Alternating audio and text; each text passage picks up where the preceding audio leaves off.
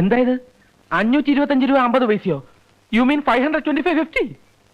അയ്യോ, ഇതൊരു ചെറിയ ആക്സിഡന്റ് അല്ലേ? ഇക്കണക്കിന് മേജർ ആക്സിഡന്റ് വല്ലതും ആയിരുന്നെങ്കിൽ എന്റെ തറവാട് വിൽക്കേണ്ടി വന്നല്ലോ. നല്ല ട്രീറ്റ്മെന്റ് ഇട്ടുണ്ടെങ്കിൽ പണം മുടക്കണം, അല്ലാത്തവർക്ക് സർക്കാർ ആശുപത്രി ഉണ്ടല്ലോ. അപ്പൊ ഞാൻ ജീവനോടെ ഇരിക്കണമെന്നാണോ? ഇതിപ്പോ 525 രൂപയല്ലേ പോയുള്ളൂ. എന്റെ ലൈഫെങ്കിലും തിരികെ കിട്ടിയല്ലോ. അല്ല സിസ്റ്റർ, ഇവിടെ ഈ റിഡക്ഷൻ ഡിസ്കൗണ്ട് ഒന്നുമില്ല? അതങ്ങ് തുണിക്കടയില്. അല്ല, ഇത് 500 രൂപയല്ലേ ഉള്ളൂ? 500 രൂപ ചിലപ്പോ 500 രൂപയെ കാണുള്ളൂ. ബാക്കി ഞാൻ ഇനി ആക്സിഡന്റ് പറ്റി ഇവിടെ വരുമ്പോ അതും കൂടെ ചേർത്ത് സെറ്റിൽ ചെയ്തോളാം. ഓക്കെ? പിന്നെ ഈ കാണുന്ന പേഴ്സണാലിറ്റിയേ ഉള്ളൂ, ഫിനാൻഷ്യലി ഞാൻ വളരെ വീക്കാ. സോറി.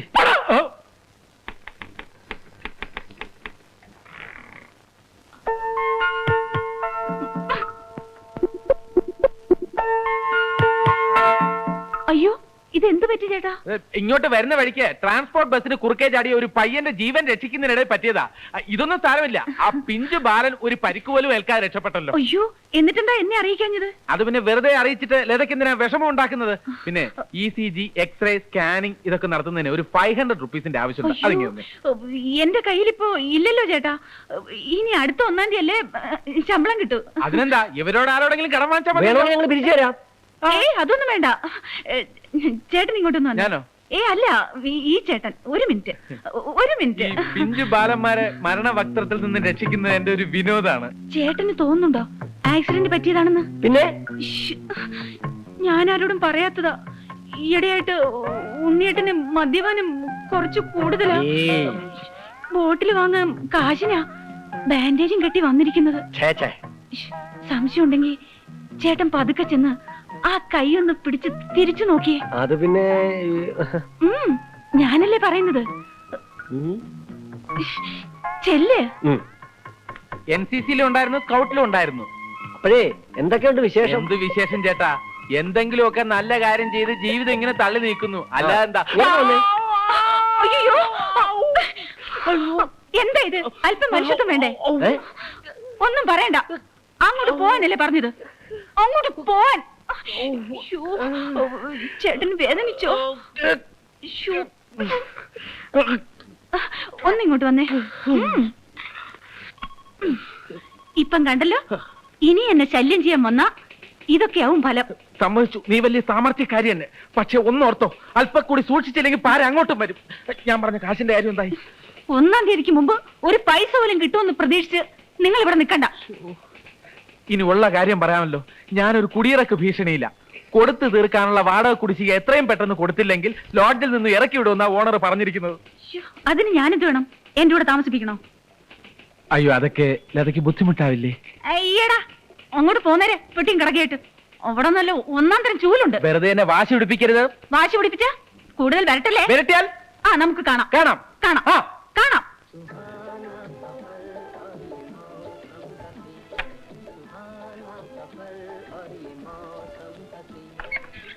ലതേ, നിന്നെ അന്വേഷിച്ച് ഓഫീസിൽ നിന്ന് വന്നിരിക്കുന്നു. ഇതാ വരുന്നു. ആരാ? എന്തിനാ നിങ്ങൾ ഇങ്ങോട്ട് വന്നത്? അത് കൊള്ളാം. ഭാര്യയുള്ളിടത്തല്ലേ ഭർത്താവ് കഴിയേണ്ടത്? ഓഹോ, ആ അവകാശം പറഞ്ഞ് ഇവിടെ താമസിക്കാൻ വേണ്ടിട്ടാണോ ഈ പെട്ടിയും കിടക്കയായിട്ട് എഴുന്നള്ളിയിരിക്കുന്നത്? എഴുന്നേക്ക്. ഉടൻ സ്ഥലം വിട്ടോ. ഒന്നല്ലേ, ഒരു വികലാംഗനോട് ഇത്ര ക്രൂരമായി സംസാരിക്കാതിരിക്കൂ. വാടക കൊടുക്കാനില്ലാത്തതിന്റെ പേരിൽ എന്നെ ലോഡ്ജിൽ നിന്നും ഇറക്കി വിട്ടിരിക്കുകയാണ്. ഈ അവസ്ഥയിൽ ഞാൻ എങ്ങോട്ടെങ്കിലും പോയാൽ എന്നെ ശുശ്രൂഷിക്കാൻ ആരുണ്ട്? ആഹാരം വെച്ചു തരാൻ ആരുണ്ട്? മരുന്ന് വാങ്ങിത്തരാൻ ആരുണ്ട്? നിങ്ങൾ എന്തൊക്കെയാ മനുഷ്യ ഈ പറയുന്നത്? അപ്പൊ ഞാൻ ഈ പറഞ്ഞൊന്നും സ്വർണ്ണലതയ്ക്ക് മനസ്സിലായിട്ടില്ല. എനിക്കൊന്നും കേൾക്കണ്ട. ഇവിടെ താമസിക്കാനുള്ള പരിപാടിയാണെങ്കിൽ അത് നടക്കില്ല. ഇത് അവസാന തീരുമാനമാണോ? എന്നാ ശരി, ഞാൻ നേരെ കമ്പനി ചെയർമാന്റെ വീട്ടിൽ പോവാം. ഇതിനേക്കാളും സൗകര്യം അവിടെ കാണുമല്ലോ. എല്ലാ സത്യങ്ങളും ഞാൻ അദ്ദേഹത്തോട് തുറന്നു പറയും. അദ്ദേഹം എന്നെ കൈവിടില്ല. അത് ശരി, നിങ്ങൾ എന്നെ ബ്ലാക്ക് മെയിൽ ചെയ്യാൻ ശ്രമിക്കുകയാണോ? ബ്ലാക്ക് മെയിലോ ഗ്രീൻ മെയിലോ മദ്രാസ് മെയിലോ ജീവിക്കാൻ വേണ്ടി ഞാൻ എന്തും ചെയ്യും, ഏത് വേഷവും കിട്ടും. നിന്റെ കമ്പനിയിൽ എനിക്കൂടെ ഒരു ജോലി ശരിയാക്കി തരുന്നവരെ ഞാൻ ഇവിടുന്ന് പോകുന്ന പ്രശ്നമില്ല. ഓഹോ, തീരുമാനിച്ചു കഴിഞ്ഞു. എന്നാ നമുക്ക് കാണാം. ഒന്നി രണ്ടുപേർക്കും ജോലി, അല്ലെങ്കിൽ ആർക്കും ജോലി വേണ്ട. എന്താ ഇത്? ആ ചായ ഇങ്ങ് തന്നേക്കും. താങ്ക്സ്. ഇനി വാ. വന്നിരിക്കുന്നു. എന്തൊക്കെയാടി ഇത്? ആരാത്? ഞാനൊന്ന് പറഞ്ഞില്ലേ, ഹസ്ബൻഡ് ആണെന്ന് പറഞ്ഞ് ജോലി വാങ്ങിയ. നിനക്ക് ചിരിക്കാം. ഞാനാ പുലിവാലി പിടിച്ചത്. പുലിവാലി പിടിച്ചെങ്കിലേ അത് വെറുതെ ഒന്നുമല്ല. സിസ്റ്റർ നിങ്ങൾക്കറിയോ എനിക്ക് കിട്ടേണ്ട ജോലി അവർ തട്ടിയെടുത്തത്. ഞാൻ എന്താ ചെയ്യേണ്ടത്? നിങ്ങൾ എന്നെ പറയൂ. ഞാനിപ്പോ ആവശ്യപ്പെടുന്നത് വളരെ ന്യായമായിട്ടുള്ള ഒരു ഡിമാൻഡാണ്. കുറച്ച് ദിവസത്തേക്കുള്ള ഒരു താമസ സൗകര്യം. ഒന്നുകിൽ എനിക്കൊരു ജോലി കിട്ടുന്നത് വരെ, അല്ലെങ്കിൽ വേറൊരു താമസ സൗകര്യം ശരിയാവുന്നവരെ. ഇതിനൊരു തീരുമാനം ഉണ്ടാക്കാതെ ഞാൻ ഇവിടുന്ന് പോകുന്ന പ്രശ്നമില്ല.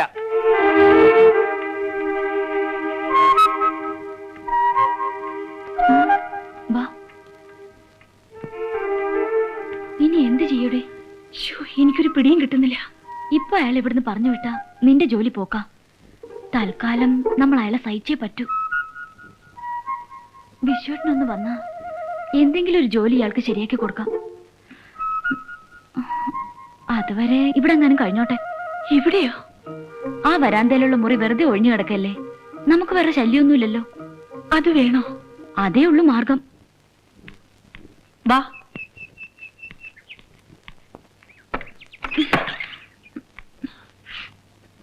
തൽക്കാലം ഈ മുറിയിൽ അടങ്ങി ഒതുങ്ങി കഴിഞ്ഞോണം. ദാ ആ വാതിൽ വിട്ട് അകത്തോട്ട് ഒരു ചുവട് വെച്ചു പോരുത്. ഞാൻ ഓഫീസിൽ നിന്ന് വന്ന ശേഷം ബാക്കി കാര്യങ്ങൾ തീരുമാനിക്കാം. അത് ന്യായം. Thank you for your arrangements madam.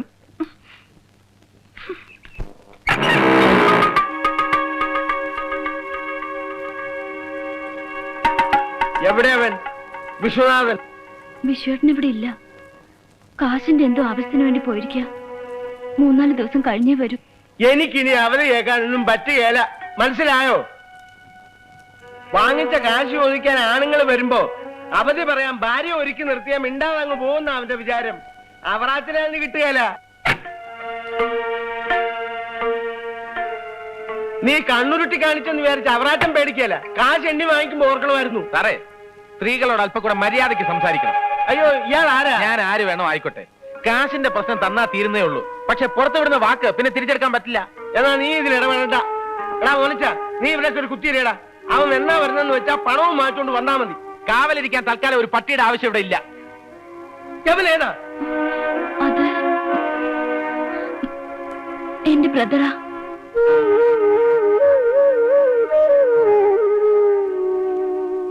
അത് ശരി. ആങ്ങളെ വിളിച്ചു വരുത്തി കടക്കാരെ പറഞ്ഞയക്കാൻ നിർത്തിയേക്കായിരിക്കും. എടാ മോനിച്ചോ, ഇവന്റെ ഒരു കൈ ഓൾറെഡി ഡാമേജിലാ. ഇനി അടുത്ത കൈയും കൈ കൂടുതൽ ഉണ്ടായിട്ടൊന്നും വലിയ കാര്യമില്ല സാറേ. അവറാച്ചന്റെ തനി സ്വഭാവം നിനക്കൊന്നും അറിയത്തില്ല.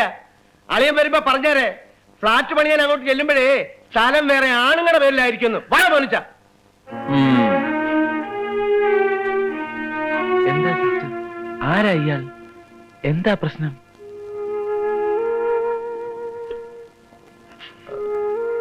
എന്നോട് പറയാൻ ബുദ്ധിമുട്ടുണ്ടെങ്കിൽ വേണ്ട.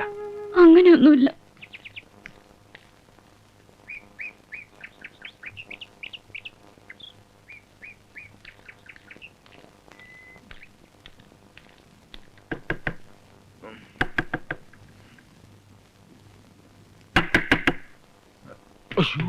വരുന്നേ. ആരാ? ഭഗവാനെ, ഈ പ്ലാസ്റ്റർ ഏത് ഭാഗത്തായിരുന്നു? വലത്തെ ഉണ്ടക്കണ്ണിന്റെ മോളിൽ. കറക്റ്റ്. തുറക്കണോ വാതിൽ? തുറക്കാൻ.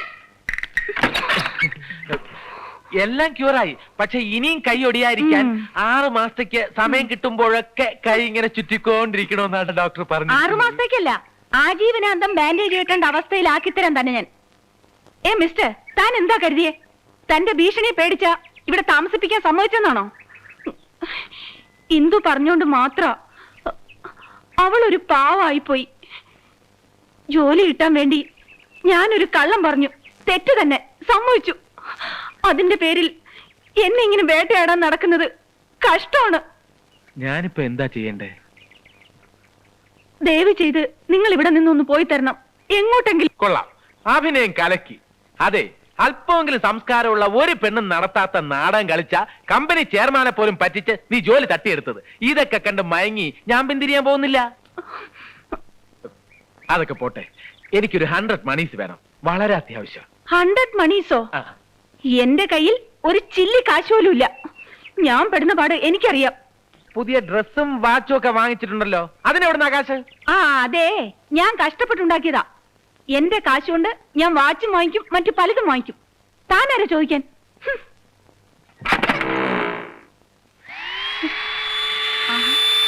നീ വന്നോ? പിന്നെ ലത എത്രയും പെട്ടെന്ന് അടിച്ചിറക്കി വിടുന്നു. ആരെ? ആ മരങ്ങോടനെ. പിന്നെ അല്ലാതെ ആരെയാ? ലത, ഞാൻ പറയുന്നൊന്ന് കേൾക്ക്. ഇന്നിവിടെ അവറാച്ചനും കൂട്ടരും വിശ്വടിനെ അന്വേഷിച്ച് വന്നിരുന്നു. പണത്തിന്റെ പ്രശ്നവും പറഞ്ഞ് കുറെ ബഹളം ഉണ്ടാക്കി. ആ ഉണ്ണികൃഷ്ണൻ ഇടപെട്ടാ അവരെ മടക്കി അയച്ചത്.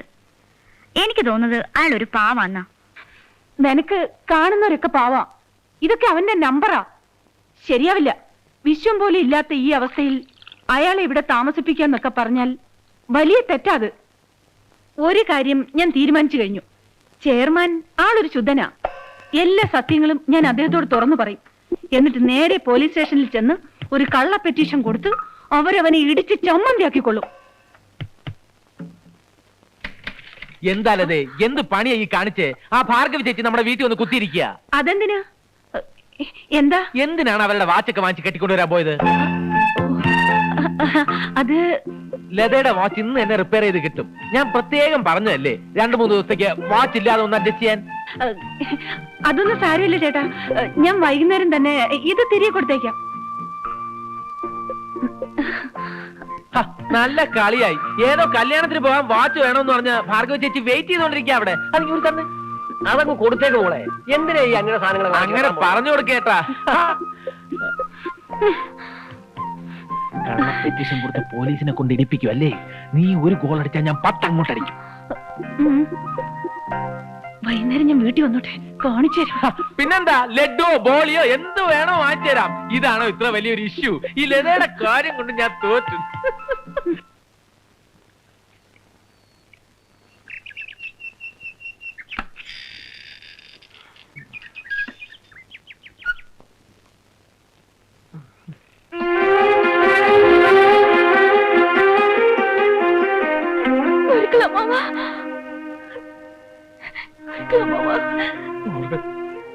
സുഖമാണോ?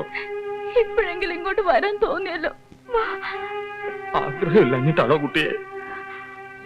അവിടെയുള്ള ആളിന്റെ വാശിയെ കുറിച്ച് ഞാൻ മോളോട് പറയണോ? വാദിക്കാവുന്നിടത്തോളം ഞാൻ വാദിച്ചു നോക്കി. ഒരു കുലുക്കം ഇല്ല. മുത്തശ്ശി കാണാൻ കൊതിയാവുന്ന ഗുരുക്കളമ്മ. മുത്തശ്ശിക്ക് സുഖാണോ? മുത്തശ്ശിക്ക് പ്രത്യേകിച്ച് അസുഖമൊന്നുമില്ല. വിശ്വനാഥന്റെ ബിസിനസ് ഒക്കെ എങ്ങനെയുണ്ട്? നന്നായി നടക്കുന്നു അമ്മാവ. അയാളൊന്ന് നേരിട്ട് കാണാൻ ഉണ്ടോ ഇവിടെ? അയ്യോ, ഇവിടെ ഇല്ല. ഓഫീസ് എവിടെയാണെന്ന് പറഞ്ഞാൽ അവിടെ പോയി കണ്ടോളാം. അത് ഇന്ന് ഓഫീസിലുണ്ടാവില്ല. 2-3 സ്ഥലത്ത് പോകാനുണ്ട്. അല്പം വൈകുമെന്ന് പറഞ്ഞിട്ടാ പോയത്. അതുകൊണ്ട് ഇനി എത്ര വൈകിയാലും സാരില്ല. വിശ്വനാഥൻ വന്ന് കണ്ടിട്ടേ ഗുരുക്കളമ്മാവൻ മടങ്ങുള്ളൂ. പോരെ? സന്തോഷായില്ലേ?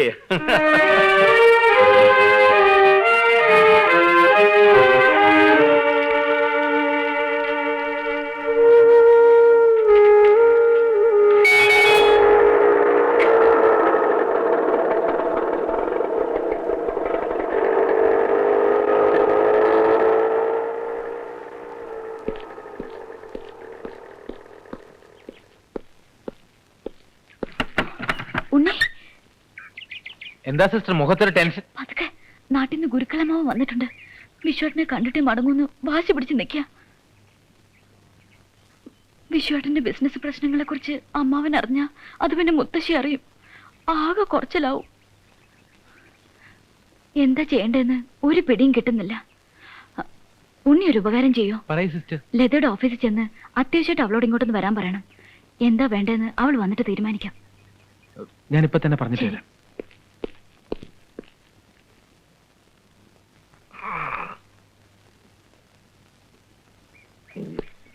ആഹാ, വരാൻ വൈകൂന്ന് പറഞ്ഞു. വിശ്വനാഥൻ എപ്പോ എത്തി?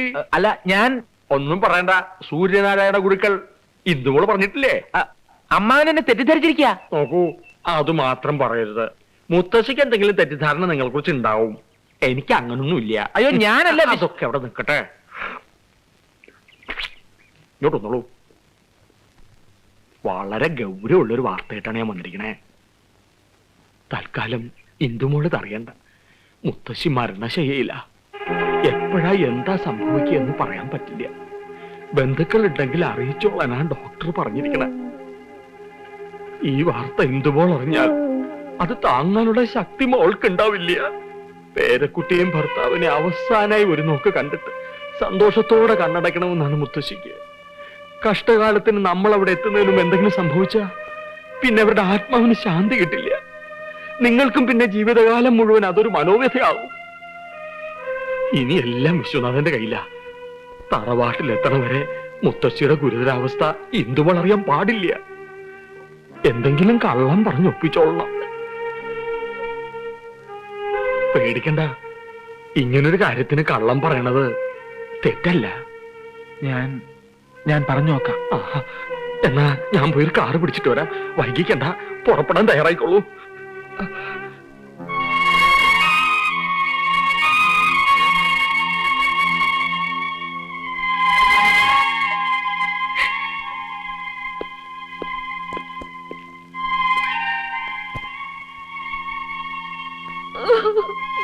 സിസ്റ്റർ സിസ്റ്റർ കരുതും പോലെ അത്ര സീരിയസ് ഒന്നുമല്ല. ഒന്നും എന്നോട് ഒളിച്ചു വെക്കാൻ നോക്കണ്ട, എല്ലാം ഞാൻ കേട്ടു.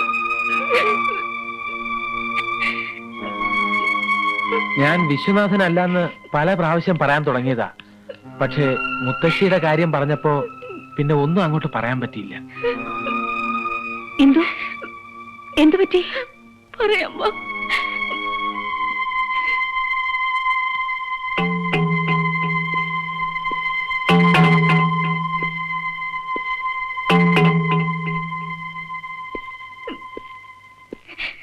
നീ ഇങ്ങനെ കരഞ്ഞോണ്ടിരുന്നാൽ എങ്ങനെയാ?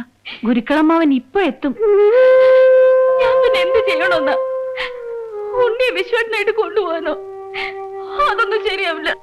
ഈ അവസരത്തിൽ വേറെ എന്താ ചെയ്യേണ്ടെന്ന് കൂടി നീ പറഞ്ഞതാ. വിശ്വാസം വരുന്നത് വരെ എന്ന് വരുമെന്ന് കരുതിയാ? അതിനു മുൻപ് മുത്തശ്ശിക്ക് എന്തെങ്കിലും സംഭവിച്ചാൽ